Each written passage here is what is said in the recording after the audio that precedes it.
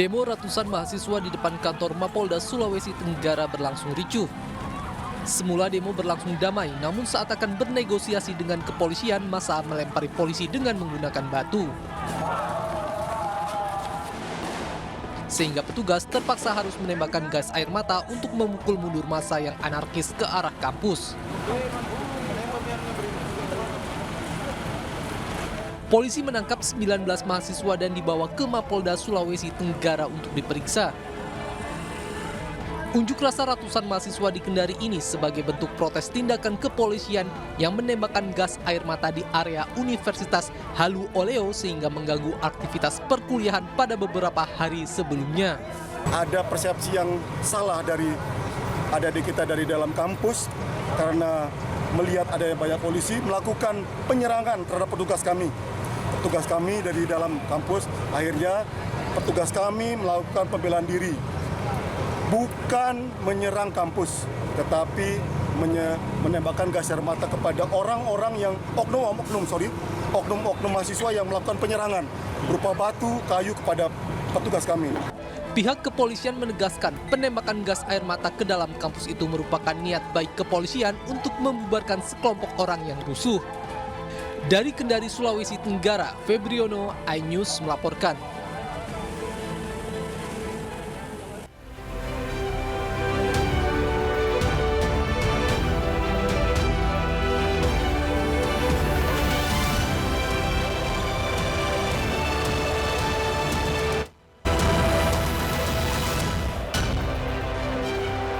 Nama Tuan Guru Bajang masuk dalam radar survei Bursa Cawapres Ganjar Pranowo.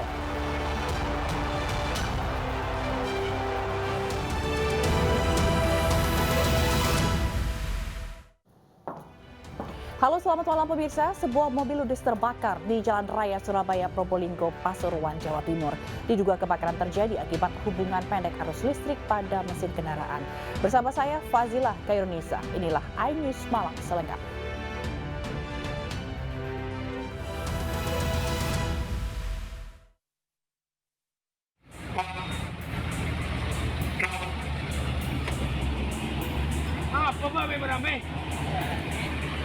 Kobaran api menghanguskan sebuah mobil sedan di jalur Pantura, Kecamatan Nguling, Kabupaten Pasuruan, Jawa Timur, Jumat pagi. Besarnya api yang membara dengan cepat meluluh lantakkan kendaraan dalam sekejap.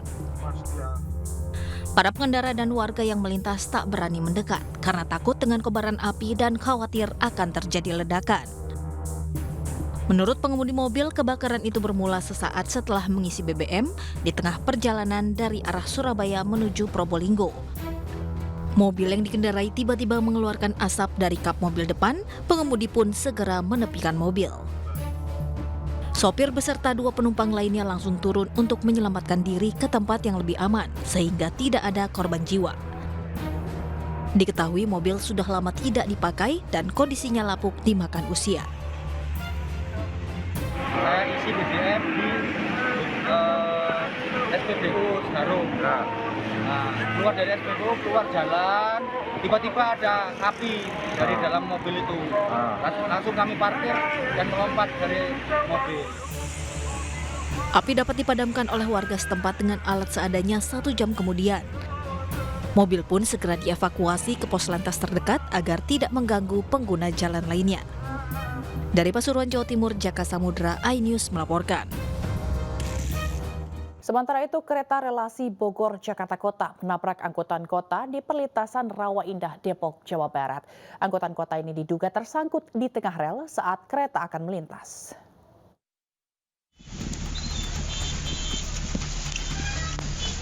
Kereta relasi Bogor-Jakarta Kota menabrak angkutan kota di antara stasiun Citayam dan stasiun Depok siang tadi.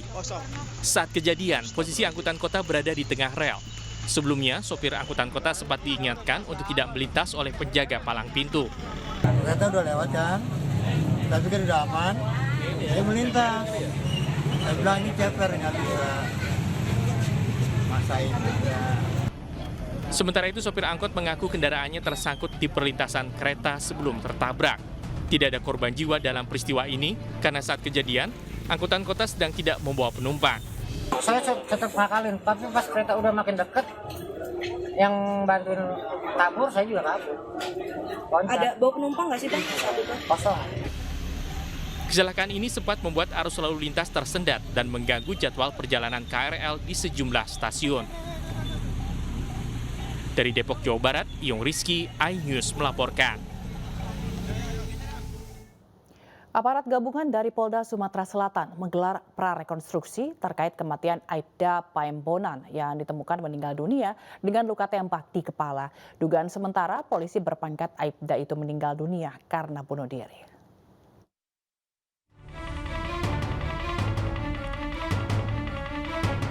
Tim gabungan dari Polres Musirawas bersama tim Propam Polda Sumatera Selatan menggelar prarekonstruksi di tempat kejadian perkara kasus dugaan bunuh diri yang dilakukan oleh Paembonan alias Bonan.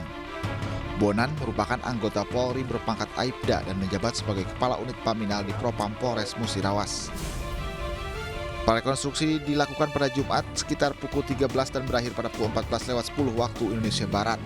Dalam kasus ini, pihak polisi telah mengamankan senjata api dan mobil milik Bonan. Tadi yang disangkakan oleh Satreskrim Prarekon dan mereka kedatangan tim dari Polda untuk buat terang perkara. Sekadar itu ya untuk yang acara kita di TKP tadi. Sebelumnya Aibda Paembonan ditemukan meninggal dunia di Bundaran Agropolitan Center Kecamatan Beliti, Kabupaten Musirawas. Aibda Paembonan ditemukan meninggal dunia duduk dalam mobil dengan senjata masih di tangan dan mengalami luka tembak di kepala. Dugaan sementara, anggota Polres Musirawas itu meninggal dunia karena bunuh diri. Namun demikian, polisi masih menyelidiki penyebab kematian Aibda Bonan tersebut.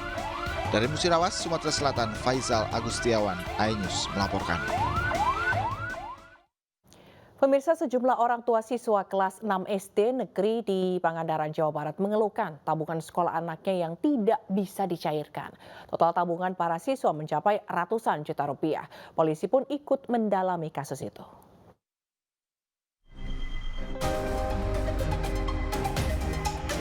Orang tua dari 17 siswa kelas 6 SD Negeri 2 Kondang Jajar Cijulang, Pangandaran, Jawa Barat, kecewa lantaran uang tabungan anak mereka raib tak diketahui nasibnya.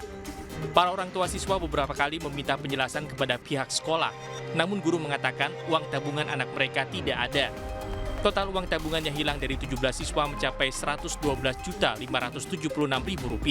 Kita pernah mediasi itu kalau nggak salah udah 3 kali. Tapi hasilnya dengan alasan ya nggak ada uang. Jadi kita bingung, kita kan nabung sekolah. Ternyata jawabannya nggak ada uang. Ya makanya kita kan berharap nanti pihak yang menaungi dinas pendidikan SD sekolah dalam arti kan dinas pendidikan, pihak yang terkait ya berharap mempelajari gitu, dalam arti kan kalau pihak orang tua kan menuntut hak gitu. Keluhan yang sama disampaikan salah satu orang tua siswa di SD Negeri 1 Cijulang. Menurutnya tabungan sekolah anaknya tidak bisa dikembalikan pihak sekolah. Saya mempertanyakan kejelasan pengembalian tabungan dari anak saya karena sampai saat ini tidak ada kejelasan. Mohon kepada bapak-bapak dari pihak-pihak pemerintah atau dinas terkait untuk membantu permasalahan ini. Karena saya bingung, harus kemana untuk mencari solusinya. Sementara itu, Kasat Reskrim Polres Pangandaran, AKP Luhut Sitorus mengatakan, pihaknya sudah menerima laporan dari orang tua siswa SD Negeri 1 Cijulang terkait masalah tabungan siswa dan saat ini masih dalam proses penyelidikan. Untuk yang sudah masuk pengaduan ada 1, namun ada juga SD yang lain juga kami buatkan LE karena berdasarkan patroli cyber yang kami dapatkan, ada juga SD lain yang merasa orang tuanya tertipu sehingga kami buatkan laporan informasi untuk mengecek, cross-check, dan melakukan lidik terhadap perkara tersebut. Pihak sekolah mengaku uang tabungan siswa kelas 6 itu disimpan di sebuah koperasi yang ternyata sudah dinyatakan bangkrut. Akibat koperasi gulung tikar, ratusan juta rupiah uang siswa juga turut hilang. Pihak sekolah tidak bisa berbuat apa-apa untuk mengganti uang siswa yang raib tersebut. Dari Pangandaran, Jawa Barat, Irfan Ramdiansyah, iNews melaporkan. MUI Jawa Barat membentuk tim khusus guna melakukan penelusuran kurikulum pendidikan di Ponpes Al Zaitun. MUI juga meminta Pemprov Jabar menindak ponpes yang dianggap kerap membuat kontroversi dan kegaduhan itu.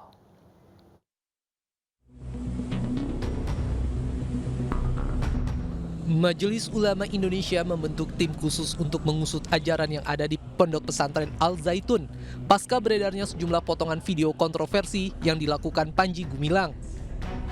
Rencananya tim tersebut akan mendatangi Pondok Pesantren Al Zaitun pada tanggal 21 Juni mendatang. Tim khusus dibentuk dari lintas instansi mulai dari Pemprov Jabar, MUI, Polda Jabar hingga Kodam 3 Siliwangi. Tim ini akan melakukan penelusuran mengenai kurikulum pendidikan di Pondok Pesantren Al Zaitun, paham agama yang diterapkan hingga dugaan adanya tindak kriminal berupa pelecehan seksual dan aset pesantren.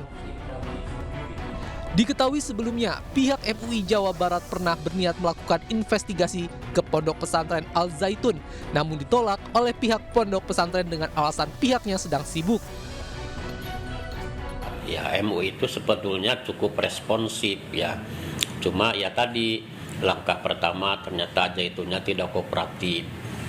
Kemudian yang kedua, nanti rencananya tanggal 21 ini ya, 21 bulan ini juga MUI pusat dalam hal ini tim itu akan berkunjung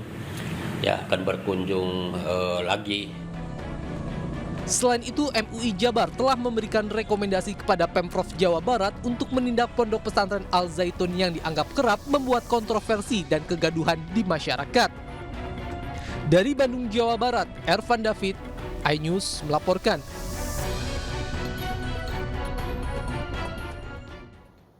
Elektabilitas Partai Perindo berhasil menempati ambang batas parlemen jelang pelaksanaan pemilu 2024.